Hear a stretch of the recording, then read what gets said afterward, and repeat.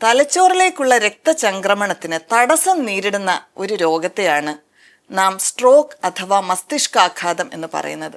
ഇത് രണ്ട് രീതിയിൽ കാണാറുണ്ട്. ഒന്ന് ക്ലോട്ടിംഗ് ആണ്, അതായത് രക്തക്കട്ട കാരണം രക്തയോട്ടത്തിന് തടസ്സം സംഭവിക്കുന്നു, അല്ലെങ്കിൽ ബ്ലീഡിംഗ് ഉണ്ടാകുന്നു, തലച്ചോറിൽ ബ്ലീഡിംഗ് ഉണ്ടാകുന്ന സാഹചര്യം. ഇത് രണ്ടും നമ്മൾ എമർജൻസി ആയിട്ട് തന്നെ നമ്മൾ ചികിത്സിക്കേണ്ടതും റെക്കഗ്നൈസ് ചെയ്യേണ്ടതും വളരെ അത്യാവശ്യമാണ്. അപ്പോൾ ഇതിനു വേണ്ടിയിട്ട് നമ്മൾ സാധാരണ ജനങ്ങളുടെ ഇടയിൽ ഈ ബോധവൽക്കരണത്തിന് വേണ്ടി ഒരു ചുരുക്കപ്പേര് ഉപയോഗിക്കാറുണ്ട്. ഫാസ്റ്റ് എന്നാണ് ആ ചുരുക്കപ്പേര്. FAST 4 അക്ഷരങ്ങളാണ്. ഒന്നാമത്തെ അക്ഷരം ഫേസിനെ സൂചിപ്പിക്കുന്നു. ഫേസ് എന്ന് പറഞ്ഞാൽ മുഖത്തിന് കോടൽ അഥവാ മുഖം ചരിഞ്ഞു പോകുന്ന അവസ്ഥ ഉണ്ടാകുക.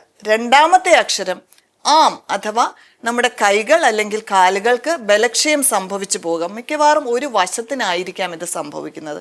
മൂന്നാമത്തെ അക്ഷരം സ്പീച്ച് അഥവാ നമ്മൾ സംസാരിക്കുമ്പോൾ വാക്കുകൾ കിട്ടാതെ വരിക, പറയുന്ന കാര്യങ്ങൾ ഗ്രഹിക്കുവാൻ താമസം നേരിടുക, അതുപോലെ വാക്കുകൾ ശരിയായ രീതിയിൽ തിരിഞ്ഞു വരാതിരിക്കുക.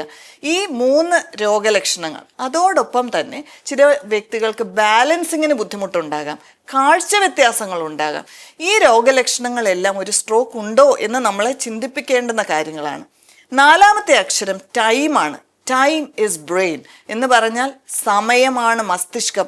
ഓരോ നിമിഷവും ഒരു സ്ട്രോക്ക് രോഗിയിൽ 1.9 ദശലക്ഷം ന്യൂറോണുകളാണ് ഓരോ മിനിറ്റിലും നഷ്ടപ്പെട്ടുകൊണ്ടിരിക്കുന്നത്. ഇതെന്തിനാണ് പറയുന്നതെന്ന് വെച്ചാൽ ഈ രോഗലക്ഷണങ്ങൾ കാണിക്കുന്ന രോഗിയെ എത്രയും നേരത്തെ അവരെ ഒരു സ്ട്രോക്ക് റെഡി ഹോസ്പിറ്റലിലേക്കാണ് കൊണ്ടുവരേണ്ടത്. സ്ട്രോക്ക് റെഡി ഹോസ്പിറ്റൽ എന്ന് പറഞ്ഞാൽ ഇത്തരം ഒരു രോഗി എത്തിച്ചേർന്നാൽ എത്രയും പെട്ടെന്ന് അടിയന്തര വൈദ്യസഹായം കൊടുക്കുവാൻ പ്രാപ്തമായ ഒരു ആശുപത്രി എന്നാണ് ഉദ്ദേശിക്കുന്നത്.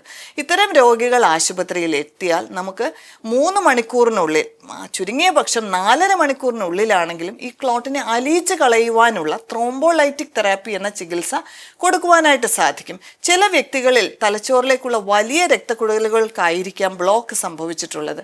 അങ്ങനെയുള്ള രോഗികൾക്ക് മെക്കാനിക്കൽ ത്രോംബെക്ടമി എന്ന് പറയുന്ന ഈ ക്ലോട്ടിനെ വലിച്ചെടുത്ത് കളയുന്ന ഒരു ചികിത്സാ രീതിയും നിലവിലുണ്ട്. ഇതെല്ലാം നമുക്ക് രോഗിക്ക് ലഭ്യമാക്കണമെങ്കിൽ ഈ രോഗലക്ഷണങ്ങൾ കാണുന്ന രോഗിയെ എത്രയും നേരത്തെ ഒരു സ്ട്രോക്ക് റെഡി ഹോസ്പിറ്റലിൽ എത്തിക്കുകയാണ് ആവശ്യം.